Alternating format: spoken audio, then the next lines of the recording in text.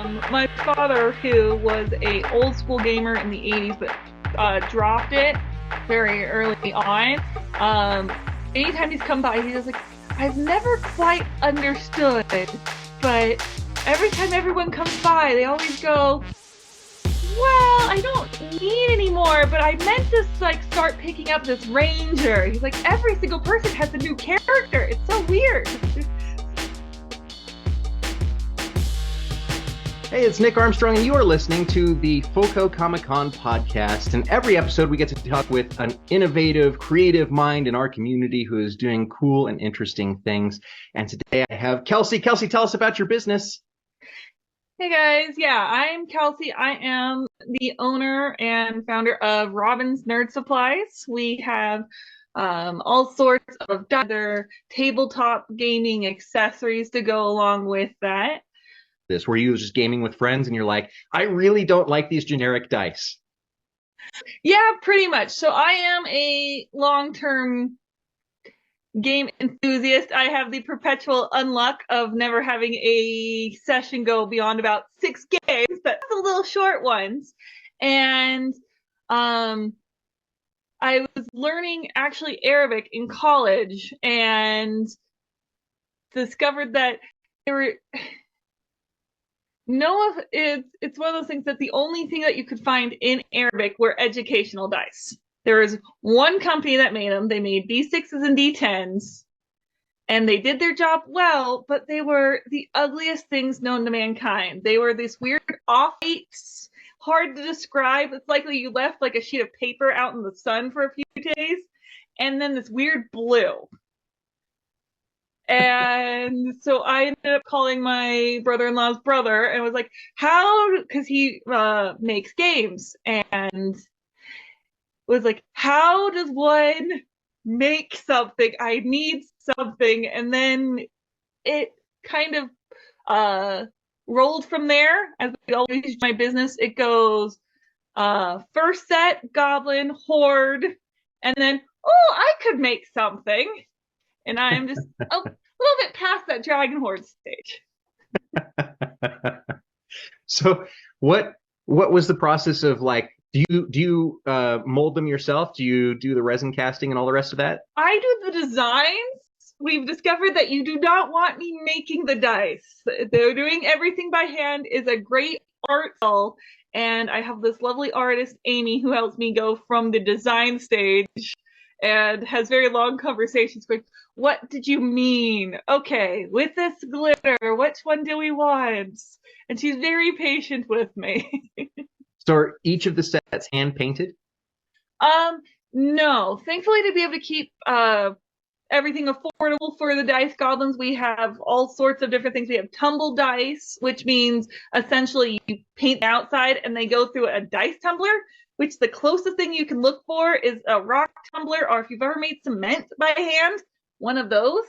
And then we do have some that are hand ground, hand painted, and those are definitely more on the pricey end. Yeah. So how often do you sell one of those amazing, like, hand painted, personally picked colors and everything else kind of sets? It really can depend. At con themselves, our most expensive die is actually a gigantic D20. It is 150 millimeters, so about the size of a basketball for those of us Americans who don't do metric other than when you're forced to. And that's $400. And the person bought it for doing the last one for doing the Rocks Falls and Everyone Dies GM rules. I'm like, yes, that's the best intention I've ever found for it. I was curious. What rule do you implement that dice for, right? Because that seems, for a normal game, might be a little disruptive unless it was like your superpower or something that was the thing you wanted to bring in. What's a game that do your dice fit well with all, tabletop type games, or is there a game in particular that you're like, I really love it when players play with this? We try to fit most different games. So our standard sets would be the standard Pathfinder D&D sets, but I make sure that we also always get extra D6s, D10s, and D20s because most things you can fit with those three, and the D10's the biggest one for me to get everything with White Wolf. Yeah. What other supplies do you make for tabletop games? Primarily right now I have trays. We just did a foldable tower, cases, and with that, most everything for the accessories, the proofing that I like to have is, can it fit everything in, keep it safe, and also help me if I'm, let's say, a overly forgettable person with ADHD who needs to stick everything in one case, so my GM will stop yelling at me for getting things. So like all of our cases, I've given them to my nephews who are all under the age of 3 to abuse. They can fit everything you need to. They all come apart because they're more meant for versatility and abuse than anything else. That's awesome. Well, not only have you got the product testing down, but it sounds like you've really narrowed in on the target market for who's into tabletop gaming. What's a game that you are super into right now, a tabletop game that we should all be taking a look at? I end up, because I have the perpetual problem of doing anything repeatedly when I actually do get to go to RPGs, I stick with 5e, D&D 5e right now, because it seems to be the quickest thing to get in and out of. Everyone wants to try out something special, but then you get to the number crunchy part of it, be it Pathfinder or trying a new system. And then for the most repeatable board game, especially because they have a computer top version, I've played so many rounds of Lords of Waterdeep, but you have to do it with the expansions. The base game does not have enough space to have like more than 2 players. Yeah. Yeah. I'm a big BattleTech proponent. So I had the little hexes Yes. and all the rest of it. Those are simple dice rolls. You can add in the RPG type stuff, but it's, for the normal games last 4 hours to, resolve all the math. And like you said, it's not a drop-in game. Yeah. Firefly. I was gonna say, yeah, one of my really good friends, actually, if you ever do anything, he's the bard for my booth. He is a war gamer, and I have continually tried to figure out those rules, because watching the game session to session, especially when he streams, it's just like, I know there are rules to that. You keep playing slightly different variants, and then heaven forbid someone bring a brand new army, and you're like, oh my goodness. The dice rolling is the easy part. It's everything else that's like, there's rulers involved. Pirates. So you remember Pirates? It was a little collectible card game, and you made the ships out of the cards. The rulers were right on the card. Those are like, in my opinion, perfect. Advanced as I can go with one of those ones. Yeah. Or the X-Wing game, where it's you have the introductory wargaming is about as advanced as I can get. Yeah. Well, HeroClix really had that in the cards. I mean, that's the thing. You have everything you need right, and all the rules are right there. The dots. You have the one card that has all the rules, and you're done. Firefly, the RPG, you had different cash, you had different equipment, you had weapons, you had stuff that you had to have with your characters, different map, totally crazy, and rules for space and rules for ground, and can't have cows floating around in your cargo bay. That's bad news bears. Oh, yeah. That is one of those RPGs that we have a saying in my group of every good RPGer has at least one book that has never been properly opened. I've got several, and that's one of them. It's just the background of my bookshelf, absolutely filled with gaming books.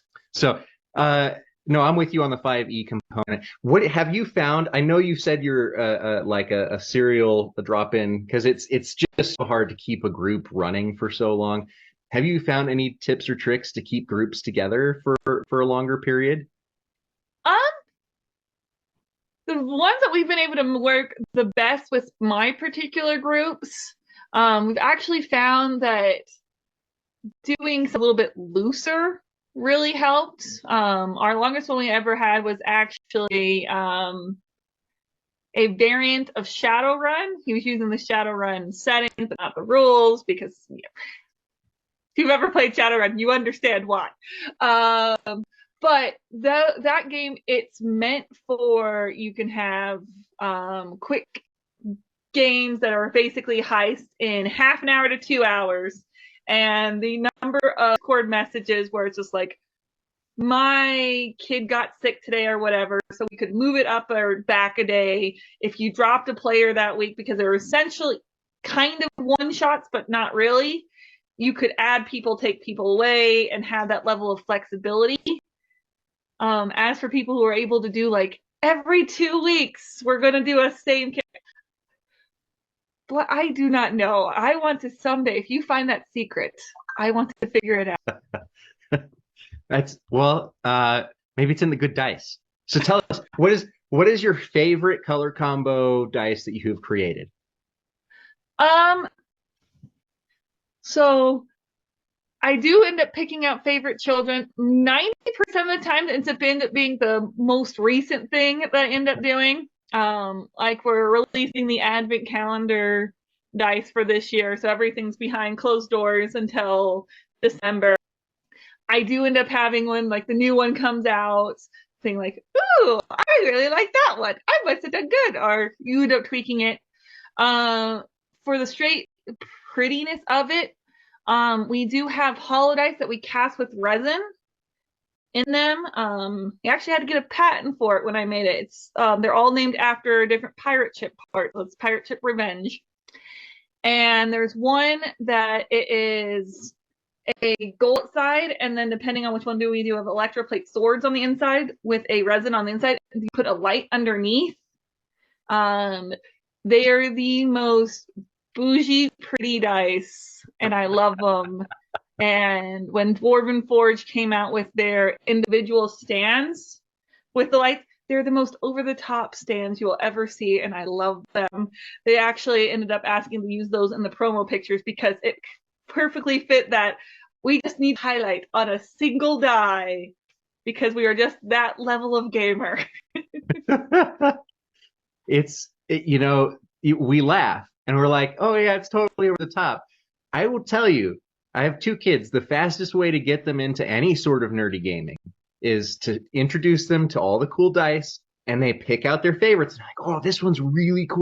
This one looks like a mermaid, or this one looks like, dragon's blood or whatever. Like, yeah, like, let's go. You want to play some games?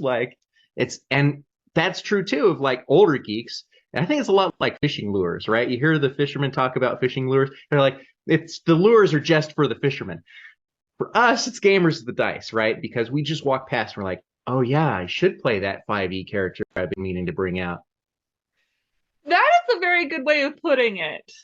My father, who was a old school gamer in the 80s, but dropped it very early on. Anytime he's come by, he's just like, I've never quite understood, but every time everyone comes by, they always go, well, I don't need any more, but I meant to like start picking up this ranger. He's like, every single person has a new character. It's so weird. So yes. And every character needs a new dice set, as we know. you can't roll a ranger with dragon's blood dice. It doesn't work. The arrows always miss. Yeah. So you're going to join us this year at Fort Collins Comic-Con. We're so excited. Tell us what we can expect to see at your booth. So yeah, I'm going to be bringing up all sorts of different kind of dice, the accessories. We're actually going to be right at the tail end of our Advent Calendar Kickstarter. So we'll have a couple of the sample boxes there, and then the different Advent dice from last year. Again, here's a little bit on the wraps. But yeah, everything is available to be rolled, touched, looked up nice and close. We got big Amazon lights to stick everything on to look on the insides. Very cool. Where can we find your dice in the real world, outside of the con world? And do you have a website or anything else like that we can shop at? My house, we don't have a brick and mortar location yet, but it's robinsnerdsupplies.com, or pretty much every single social you can think of. It's some variation of Robin's Nerd Supplies or Robin's Nerds when they have a character count. Well, Kelsey, thank you so much for joining us today. And for more great creative wisdom from our local creatives, artists, and dice makers, come join us at FoCo Comic-Con August 26th and 27th, or just keep listening to the podcast and you'll get all the great nerdy wisdom there too. Thanks for listening to the Fort Collins Comic-Con podcast. Be sure to visit us at FoCoComicCon.com for more chats with local creators and creatives.